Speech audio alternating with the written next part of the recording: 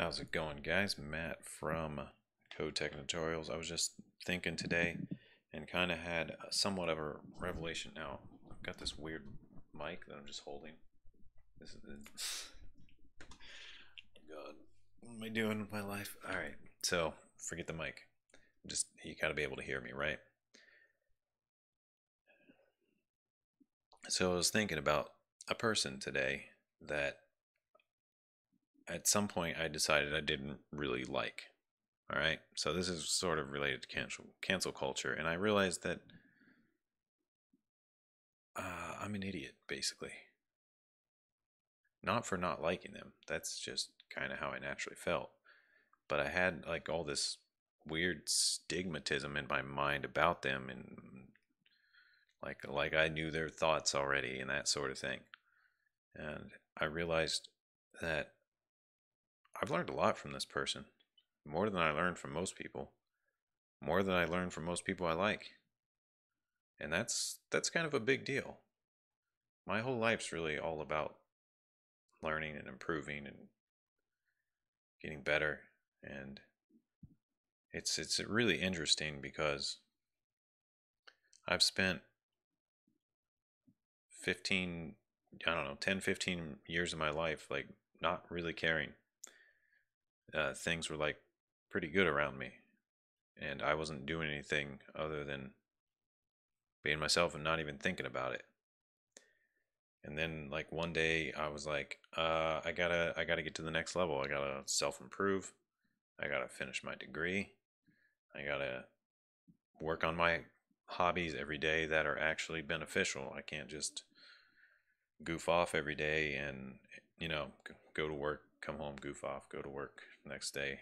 Same thing over and over. I wasn't really like scaling up anything. It was all like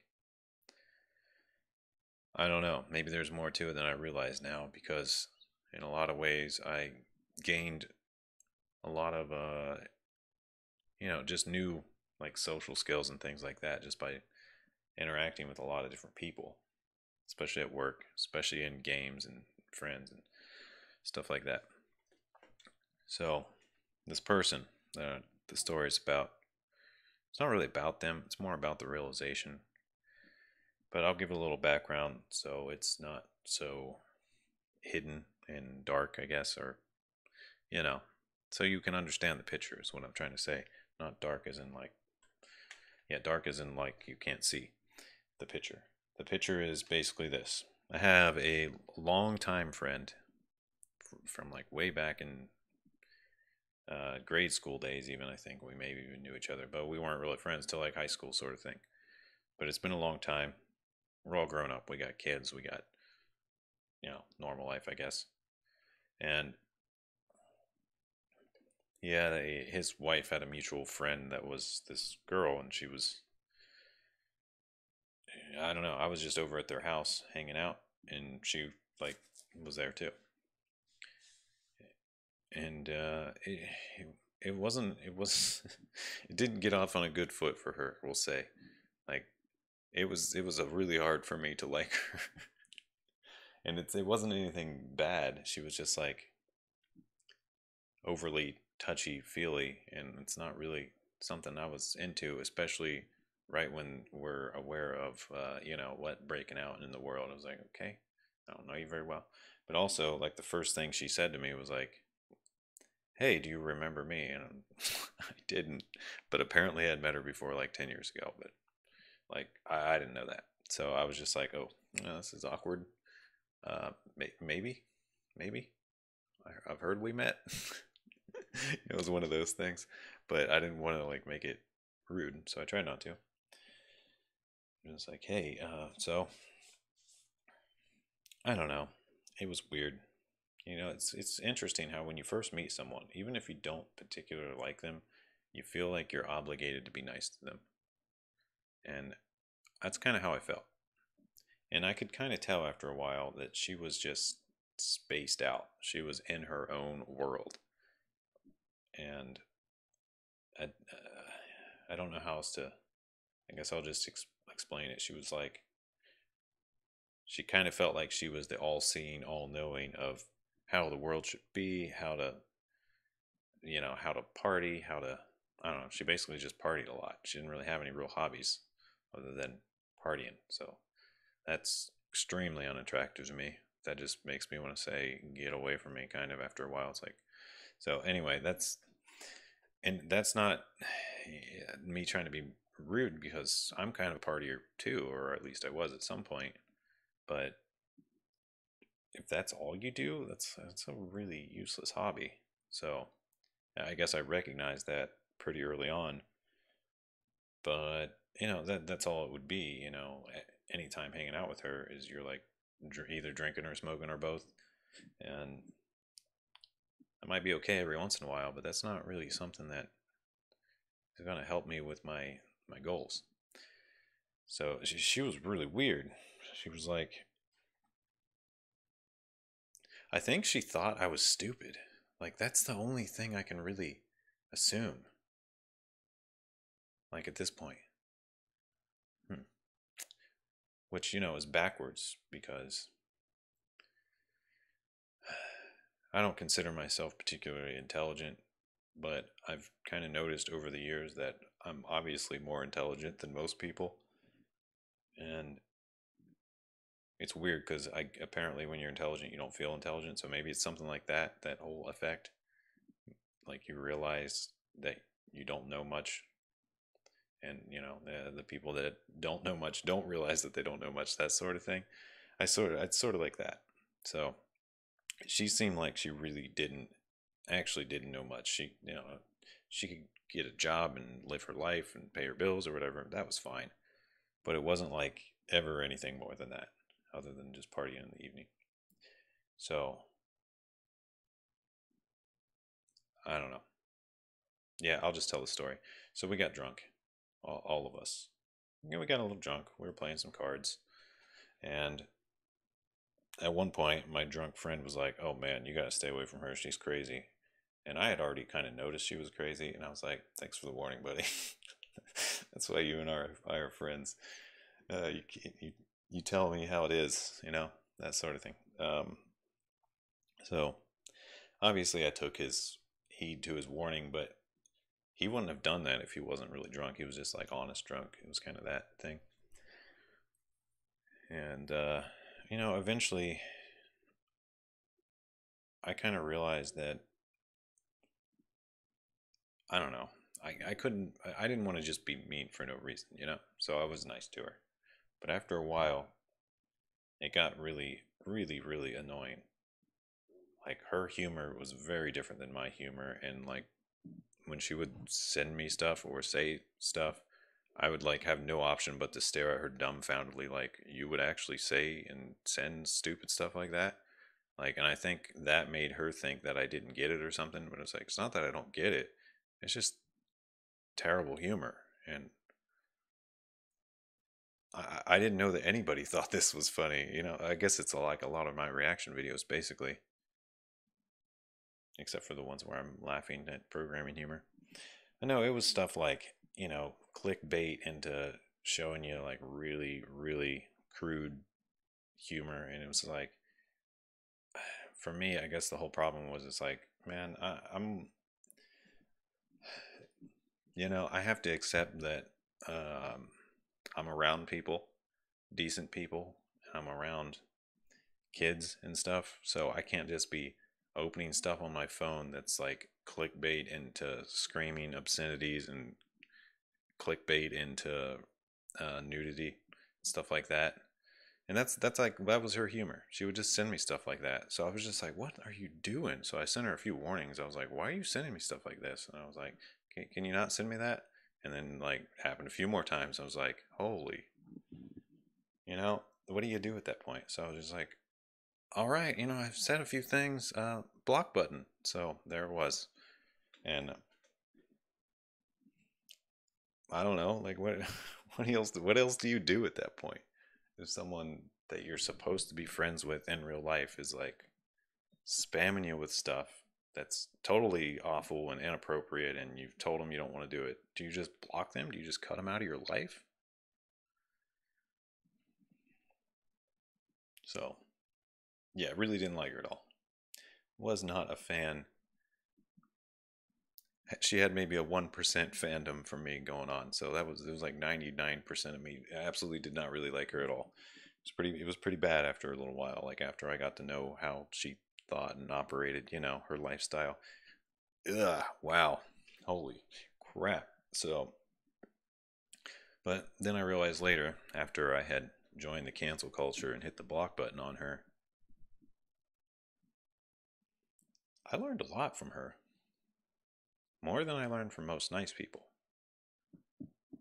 I had to think about how I should handle absurd and obscene people. And I'm still thinking about it. But I don't normally think about that. Usually it's pretty obvious. Like on online stuff, when it's not even someone you know, just some random on the internet, it just doesn't matter. You can hit block, you can hit report, you can say whatever you want, you can yell at them back.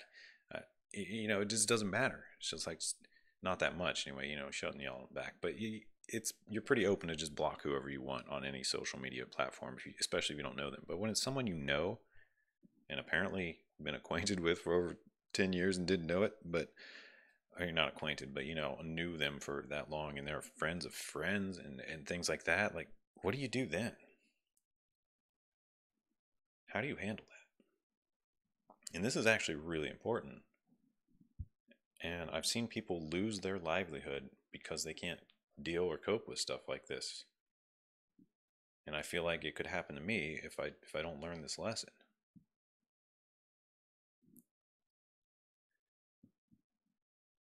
So you might think, what is the lesson? The lesson is to think about it. The lesson is to not get mad and brash. You know, that's the lesson. The lesson is to stay calm and be yourself. Consider your options.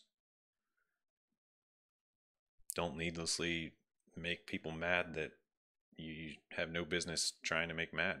Like it's like poking the bear. You're just asking to get eaten, and that's how it is on here too.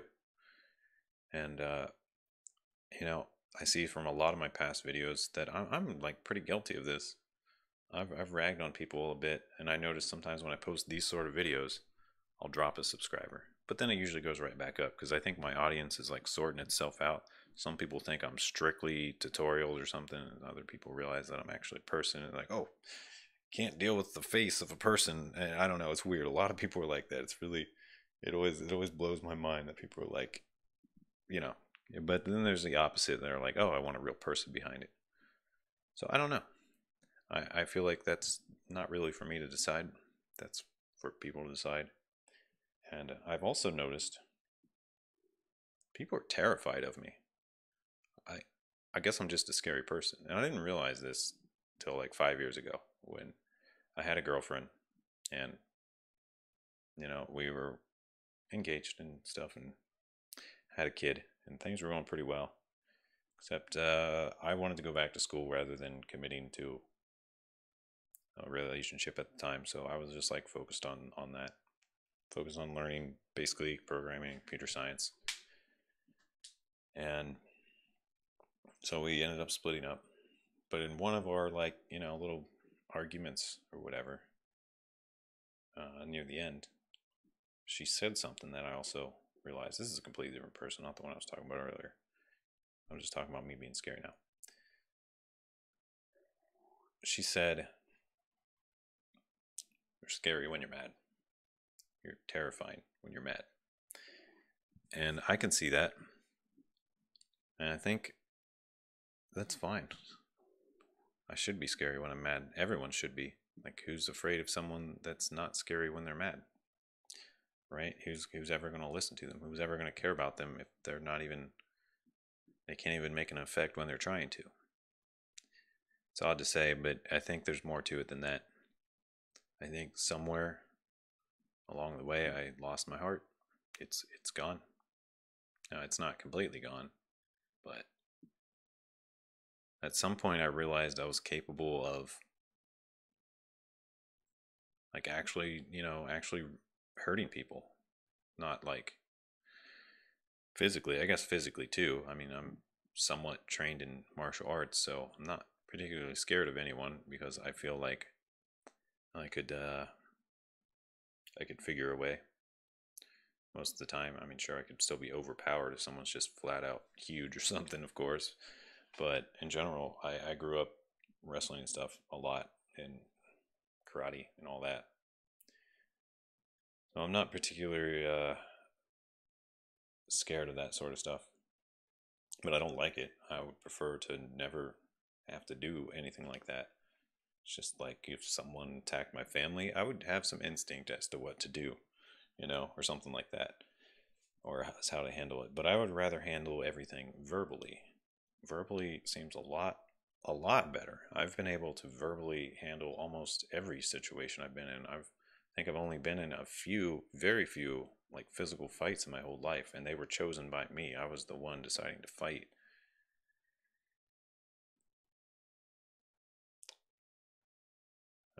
Well, I don't know if I should talk about those much, but I guess I could talk about it a little bit since I've gone there. Because these were other people I didn't like that I learned a lot from. Nah, it's a really personal story. I'd rather not. But basically, there was one time, a long, long time ago, over 10 years, 13 years? About 13 years ago, 14 years ago, somewhere around there. Maybe even 15. It's been a while. I was kind of put into a fight or flight situation with another person who was very, say, he was strange. He was a bit mentally deranged. I didn't know this at first, but it became apparent after a while. And I was kind of put in just a fight or flight situation. And I really had nowhere to run. So I chose fight. And I was like, all right, we're doing this. And we fought. We both fought pretty hard. But there was something funny about it that was interesting, that we were like, all right, let's, no hitting in the face, no making like, obvious underhanded moves, but it was definitely a test of power. But there was definitely this agreement between us where, we're not gonna like snap each other's arms and stuff like that. It's just like one of us is gonna submit. It was that sort of thing. And I'm sure people that do jujitsu and stuff understand that. I should probably get into jujitsu. I never have, but it seems pretty interesting. Well, I really didn't like that person either, and you could probably sort of imagine why without hearing any more of the story. But I also learned a lot from this person. Actually, I was into IT and tech at a young age, but things weren't that advanced. We're talking Windows 2000, Windows XP was coming out, so those weren't the most stable of OSs and weren't very good for handling devices and drivers and stuff. It was sort of a pain, but he sort of taught me the ropes of how a lot of the logic works for all this stuff, basically. And that sort of accelerated my career, actually, a decent amount. So I learned a lot from this guy, and I don't like him either. I would not talk to him anymore. Don't care what he has to say. But it's not what you think. It's probably worse than you think. Um, where I draw the line, and I think where the point to draw the line with the whole canceling someone is when they're actually dangerous. If you feel like they could cause real harm to someone, especially someone you care about, which, could be a lot of people if you care about a lot of people, that's when it's time to do something other than just say something. That's when you have to take action. But I think you should say something often. I think you should try to speak your mind often, not correct.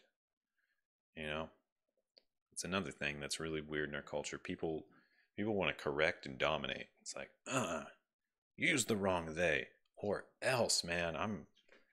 You know, more than that, but kind of, they want to tell you how to live your day, things like that. But